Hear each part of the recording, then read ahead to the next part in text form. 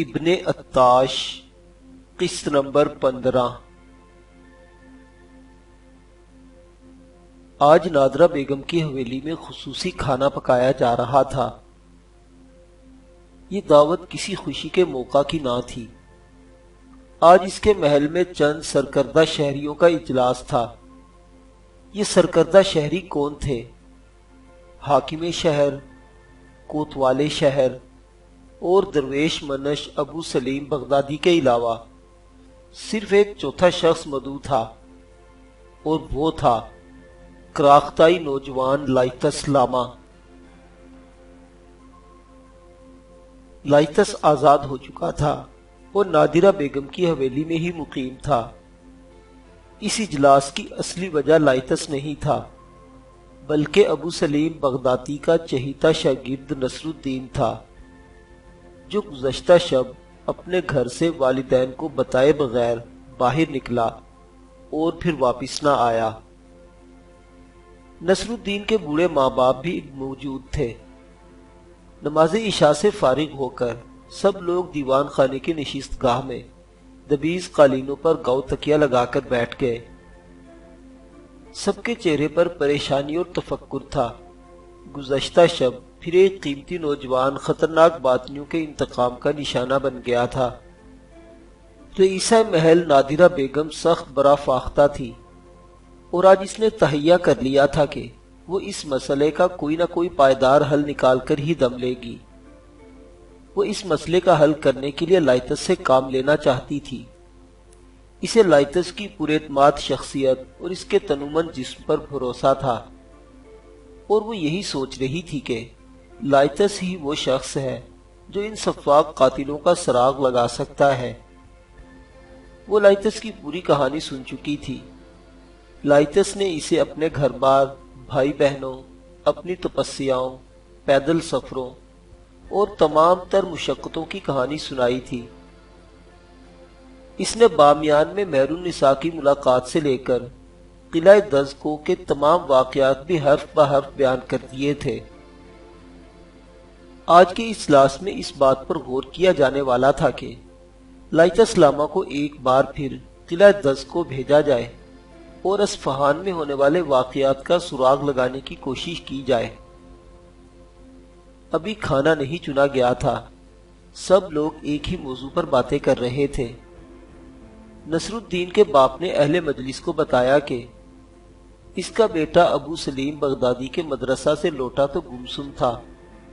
وہ دن بھر گھر میں ہی رہا، لیکن اپنی کسی دھن میں مگن رہا۔ صبح اٹھ کر ہم نے دیکھا تو اس کی تلوار اور میرا خنجر غائب تھے۔ میرا تو یہی خیال ہے کہ کسی کے ساتھ لڑنے کی غرض سے نکلا، لیکن میں یہ سوچ کر پریشان ہو جاتا ہوں کہ وہ کوئی شمشیر زن نہیں تھا، ایک پڑھنے لکھنے والا نوجوان تھا۔ تب ابو سلیم بغدادی نے کہا، حیرت کی بات تو یہ ہے کہ کل صبح جماعت میں نصر الدین نے ہی مجھ سے باطنی فرقے کی تاریخ اور عقائد پوچھے۔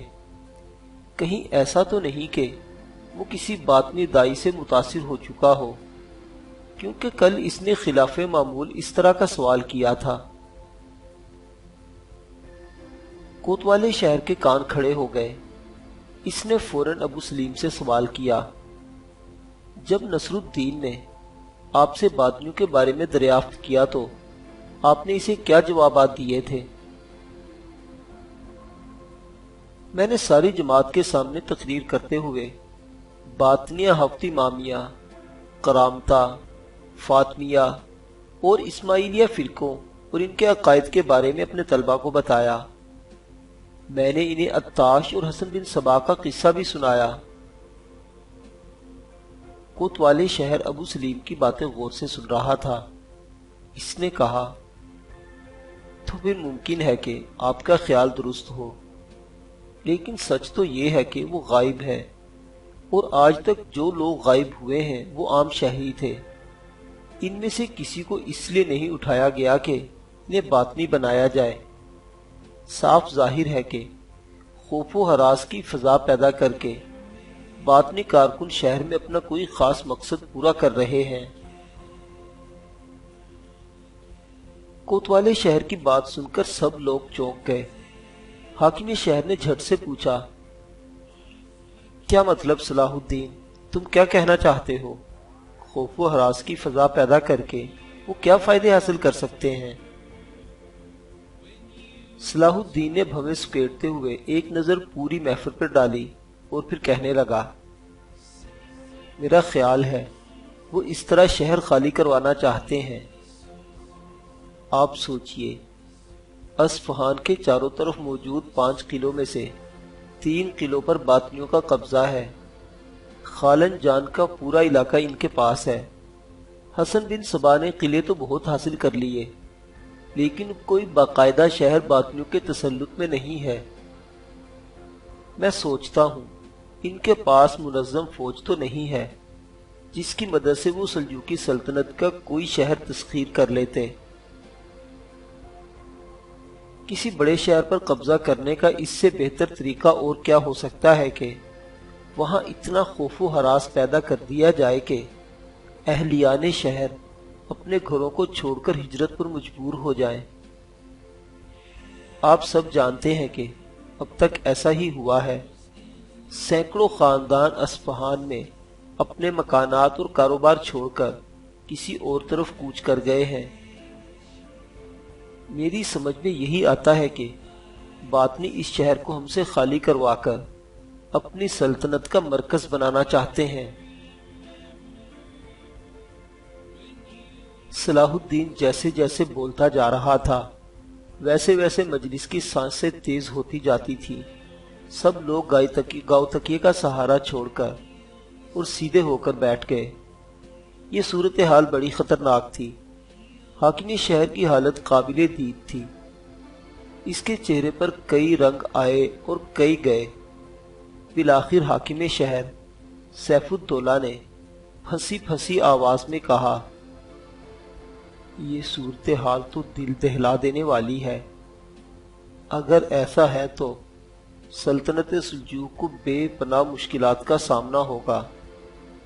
اگر باطنیوں کے پاس اصفہان کا شہر آ گیا تو یہ بہت جلد اپنی فوج بنا لیں گے اور پورے فارس میں خلافت عباسیہ کے مقابلے میں مصر کی فاطمی خلافت کی نئی سلطنت قائم کر دیں گے۔ اگر صلاح الدین کی باتیں درست ہیں اور بظاہر انہیں جھٹلانے کی کوئی وجہ بھی نہیں، تو پھر مزید ہمارا خاموش رہنا پوری ملت اسلامیہ کے لیے جان لیوا ثابت ہو سکتا ہے۔ ابو سلیم بغدادی حاکم شہر کی بات کے بعد انتہائی سنجیدہ لہجے میں بولے، حاکم شہر، میں تو یہ سمجھتا ہوں کہ آپ خود بنفس نفیس ان حالات کی خبر لے کر جائیں اور سلطان کو آگاہ کریں تاکہ وہ بر وقت اس پریشان کن مسئلے کا سدباب کے لیے کچھ کر سکیں۔ سلطان کے وزیر سعد الملک یقیناً آپ کے راستے میں روڑے اٹکائیں گے، لیکن میرا مشورہ یہ ہے کہ آپ ہمت نہ ہاریں۔ ابو سلیم کا مشورہ سب کو پسند آیا، لیکن نادرہ بیگم نے اختلاف کیا۔ رئیسہ محل نے کہا، میرا خیال یہ ہے کہ حاکم شہر کا ان حالات میں غیر حاضر رہنا بے حد خطرناک ثابت ہوگا۔ واقعہ تو ہر رات پیش آ رہا ہے، لیکن جب حاکم شہر یہاں سے چلے جائیں گے تو عامت الناس یہی سمجھے گے کہ حاکم شہر بھی پراسرار قاتلوں کے خوف سے نکل بھاگے ہیں، اور وہ شہر جو شاید دیر سے خالی ہو 2 ہی دن میں خالی ہو جائے گا۔ جہاں تک میں سمجھتی ہوں، سلطان معظم کے پاس شیخ مکرم ابو سلیم بغدادی کو خود جانا چاہیے، کیونکہ اگر وزیر سلطنت سعد الملک نے سلطان کو گمراہ کرنے کی کوشش کی تو شیخ مکرم کا مدلل بیان سلطان کو بھٹکنے نہیں دے گا۔ نادرہ نے براہ راست درویش مزاج ابو سلیم سے مخاطب ہو کر کہا، شیخ مکرم، ان حالات میں حاکم شہر کا اصفہان کو چھوڑ کر کہیں جانا کسی صورت درست نہیں۔